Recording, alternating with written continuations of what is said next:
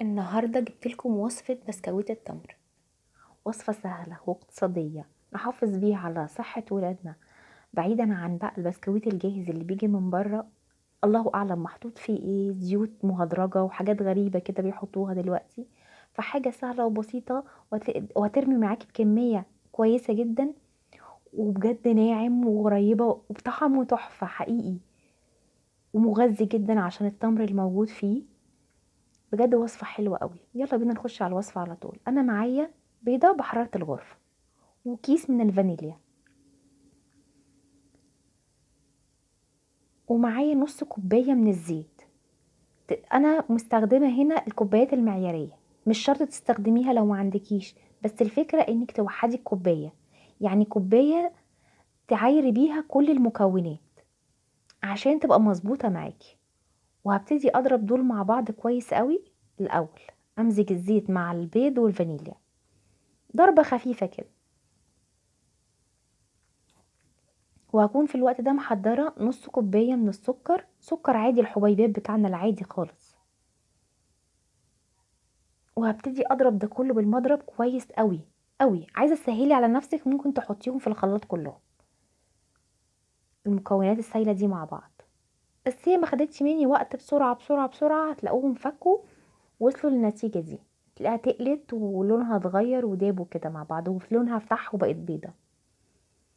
انا معايا بقى هنا كوبايتين وربع من الدقيق، ومعلقة صغيرة من البيكنج باودر، ورشة من الملح. وهنزل بكل المكونات الجافة دي مع بعض. وهبتدي بقى، ومعلقتين كبار من اللبن البودر، دول هيخلوا العجينة كده غنية ولونها حلو في الآخر. هبتدي ألم العجينة معايا عشان البسكويت ما ينفعش أعجنه، هيعضم ويبقى معايا مش حلو. بس عجنت اهي العجينة، أنا حسيت إنها قاسية شوية معايا ناشفة كده، فحطيت معلقتين بالظبط من المية. انتي مش الدقيق بتاعك شرب السوائل وكان تمام في ايدك والعجينه لينه، خلاص مش لازم بقين الميه اللي انا حطيتهم دول. بس العجينه اهي لميتها برضو لحد ما شربت الميه. بصوا بقت عامله ازاي في ايدي، هي دي النتيجه اللي انا عايزاها. هغطيها واسيبها على جنب عقبال ما احضر الحشوه بتاعه التمر. انا معايا التمر او عجوه، ده حوالي نص كيلو، ومعايا معلقتين كبار من الزبدة. هبتدي اعجنهم مع بعض كويس. معلقتين الزبدة دول هيخلوها لما تخش الفرن ما تنشفش معايا وتفضل طرية وحلوة معايا، وغير كده برضو طعمهم طبعا حلو قوي.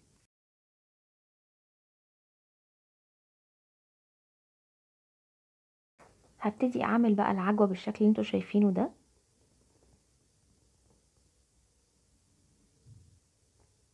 وهركنها على جنب.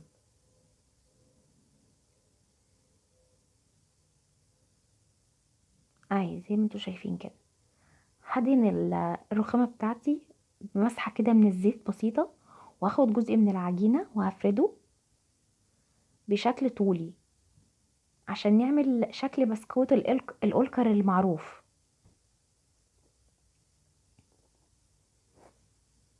هي طريقة سهلة جدا وبسيطة خالص، ولا بقى ورق زبدة ولا الحركات دي كلها. ابتدي بقى اسوي العجينة معايا، اعملها على شكل مستطيل.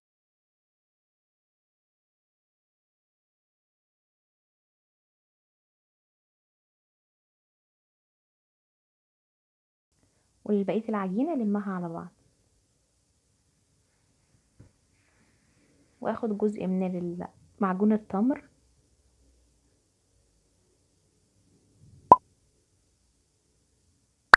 وهحطه كده في النص.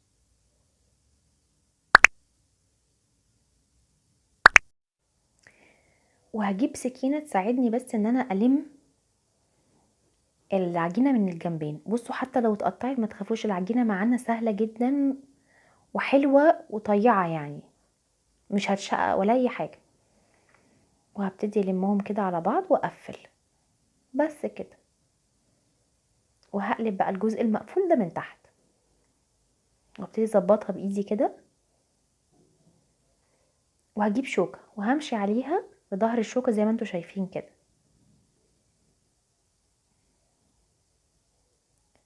هقطع الاطراف لو مش متساوية عندي، وهقطع بقى بالحجم اللي انا عايزاه، كبير صغير اللي يريحك.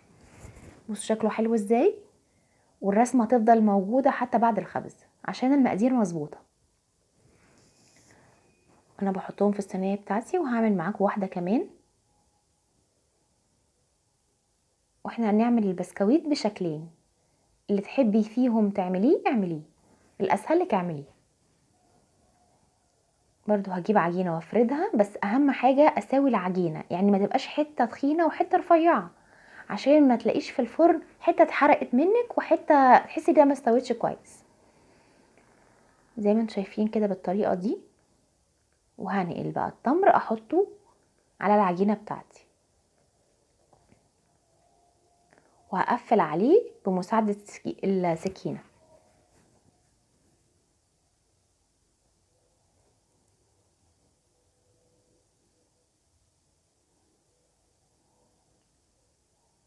بس كده، شايفين؟ سهل خالص جدا، يعني سهل جدا جدا جدا جدا يعني. والطعم ما اقولكوش حقيقي حلو قوي قوي قوي قوي، مفيش مقارنه ما بينه وما بين بتاع بره خالص.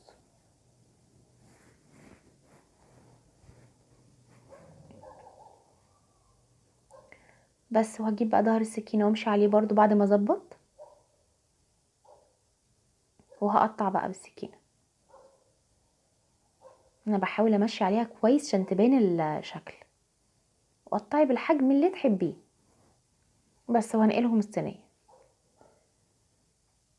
بصوا بجد روعه، والمقادير مظبوطه جدا جدا. بصوا بقى الشكل ده.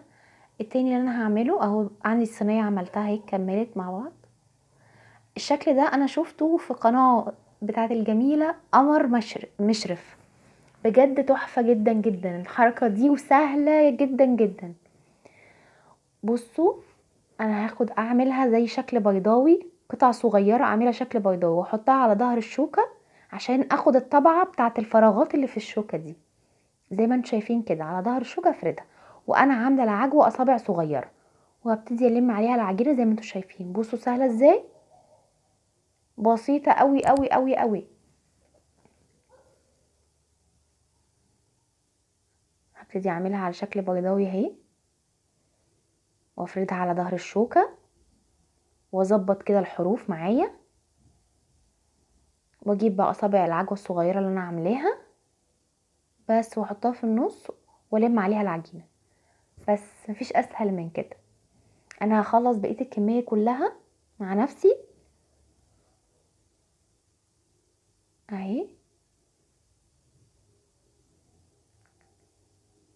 سهله جدا جدا جدا جدا. هخلص بقيه الكميه بقى وارجع لكم.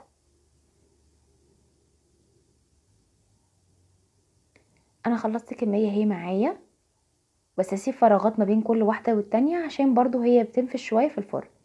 هسخن بقى فرن على درجه حراره 180، وهدخل البسكويت بتاعي، بياخد اقل من تلت ساعه.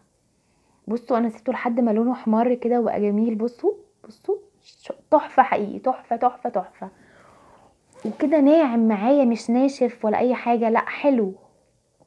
شايفين؟ وبنص كوبايه زيت وبضايه، ورمى معايا الكميه دي كلها. حبيتي طبعا تضاعفي المقادير براحتك. يا رب يكون عجبكم وصفتنا، واستنوني في وصفات كتير جايه. باي باي.